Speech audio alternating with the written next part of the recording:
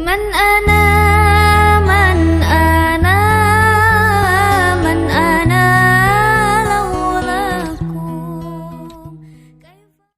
Guru-guru dari ulama Al-Azhar, guru-guru dari kawan-kawan kita di Al-Azhar itu tahun 2016 membuat konferensi internasional di Chechnya,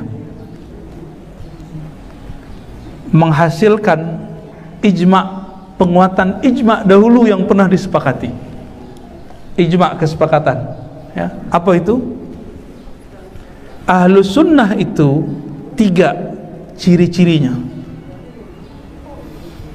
Yang pertama, berakidah ahlus sunnah manhaj Imam Asy'ari.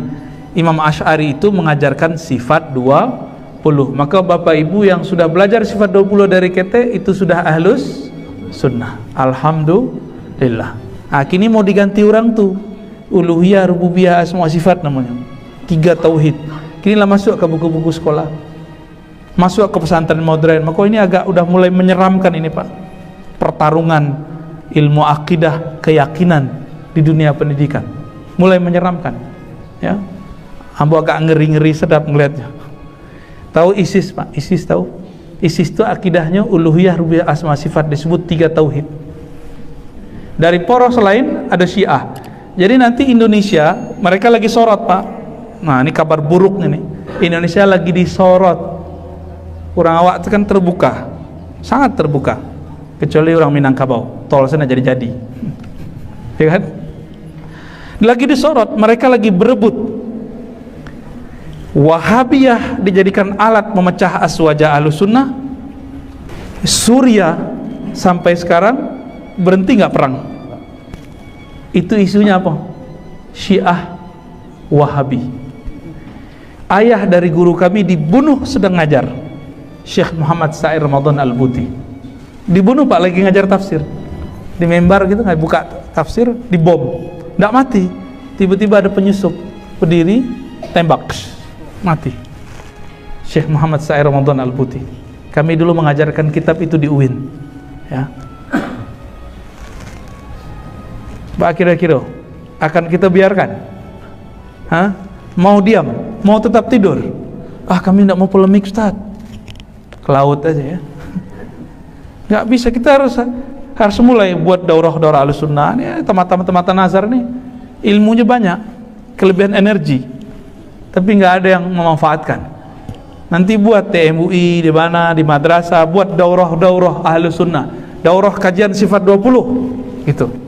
Nanti kalau perlu kita datang, ya. Insyaallah. Daurah sejarah nanti kita duet dengan Adinda Apriya Putra, ya, Tongku Mudo Khalis. Insyaallah kita buat petanya Pak, biar ketahuan sejarah hebat kita. Insyaallah orang kalau tahu sejarahnya dia akan bangkit. Kalau nggak tahu sejarahnya ya lalu pura-pura bongak, ya emang ya bongak ya. Yang kedua ciri Ahlus Sunnah bermazhab yang 4 atau salah satunya. Kita di negeri kita mazhab kita apa? Syafi'i. Mereka mengatakan, harus ikut salaf. Salaf itu artinya apa? Ulama terdahulu abad pertama, kedua, ketiga. Imam 4 itu semuanya dari abad kedua, ketiga. Abu Hanifah abad kedua, Imam Malik abad kedua, Imam Syafi'i abad kedua masuk ketiga, Imam Ahmad abad ketiga 241 Hijriah, Hanbali. Mereka lagi batalkan Pak semua itu. Yang ketiga ini yang paling berat. Seorang takut disebut gila. Ayo, kalau batarikat gilu. Nah, itu isu-isunya dulu. Apa? Bertasawuf tariqat Imam Ghazali, Imam Junaid. Dari Imam Junaid, Imam Ghazali itu muncullah nanti Naqsyabandiyah, Samaniyah, Syaziliyah, Syatariyah, banyak nama tariqat.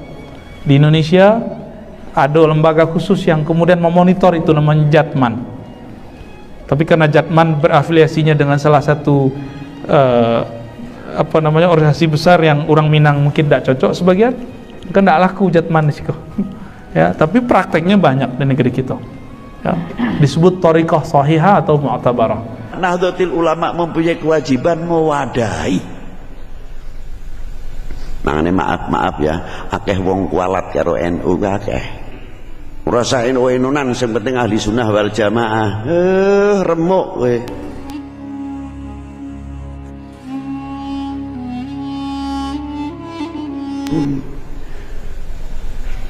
Ini arep jajaki Kanjeng Nabi ora bakal tekan jajaki Quran kadoan Kanjeng Nabi dhisik ae kenal karo Rasulullah, aja ngerti tok. Wong ngerti karo Allah taala akeh, ning kenal karo Allah taala titik. Dikit. Nah, inilah diantaranya. Dan Quran dan baginda Nabi yang menyaksikan siapa? Yang menyaksikan sahabat. Sahabatnya Rasulullah yang dipilih oleh Allah untuk dijadikan sahabatnya Rasulullah diwisuda langsung oleh Allah. Muhammadur Rasulullah walladzina ma'ahu asyidda'u 'alal kuffar rahama bainahum. Ini wisudanya Allah taala kepada para sahabat. Wisudanya Allah taala kepada para al ulama, innama yakhsyallahu min ibadihil ulama. Dan banyak lagi. Kesaksian Allah Subhanahu wa taala atas aulianya baginda Nabi diwisuda langsung. Ala inna auliya Allah la khaufun alaihim wa lahum yahzanun alladzina amanu wa kanu yattaqun ila akhiril ayat. Kepada ulama. Jadi sahabat menyaksikan kebesaran Rasulullah. Rasulullah menyaksikan kebesaran Al-Qur'an, keluasan Al-Qur'an, hebatnya Al-Qur'an. Sedangkan Al-Quran itu sendiri dari Allah Ta'ala menyaksikan kebesaran baginda Nabi SAW, dan Al-Quran menyaksikan kebesaran para sahabatnya, sahabatnya menyaksikan kepada kebesaran para ulamanya, al-ulama menyaksikan kebesaran sahabat dan baginda Nabi. Selalu balance antar ulama, saling menyaksikan yang ini yang disebut asanid. Baru muncul Asy'ariyah, baru muncul Maturidiyah dan madhab-madhab yang lain, karena beliau-beliau ini yang banyak disaksikan oleh satu ulama antar ulama, aulia antar aulia disaksikan sahabat disaksikan kebenarannya oleh para ulama wal aulia, dan sahabat menyaksikan kehidupan baginda Nabi sallallahu alaihi wasallam. Lalu kita tidak kenal dengan mereka, mau memahami Quran dan hadis, lucu, aneh bin ajaib, mustahil. Disinilah munculnya daripada akidah ala ahli sunnah wal jamaah yang dibawa oleh para beliau musalsal, bukan sekadar ahli sunnah wal jamaah karena adanya Nahdlatul Ulama. Nahdlatul Ulama mempunyai kewajiban mewadahi. Makanya maaf ya, akeh wong kualat karo NU akeh. Bukan masalah individunya, masalah kita ndak akur dengan si A, boleh-boleh saja, monggo. Soal itu dinamika berpikir. Ning akidah iku lho sing ning jerone NU ala ahli sunnah wal jamaah iku sing nyekel para aulia, para ulama mutaqaddimin, zahidin, as-salihin, al-arifin. Lho iku sing dedekno marakno kualat iku teko iku. Dudu individune aku ora cocok karo si A. Kena ditonton ae nek wong ora seneng karo NU, aku ora nyepatani lho. Inilah pemaneh sering ucapake maaf saja kebetulan ke jadi rumah santri rasain NU-NU-nan, yang penting ahli sunnah wal jamaah. Remuk we. Ingat, kita hanya mengulas ataupun mensyarai. Kenapa Syarif Husain kok tidak mempunyai kekuatan? Karena nidham ahli sunnah wal jamaah pada waktu zaman Syarif Husain tidak sempat dibikinkan wadah. Itu rahasianya. Maka ketika muncul golongan tersebut dihancurkan dengan mudah. Karena apa? Ma indahun nidham.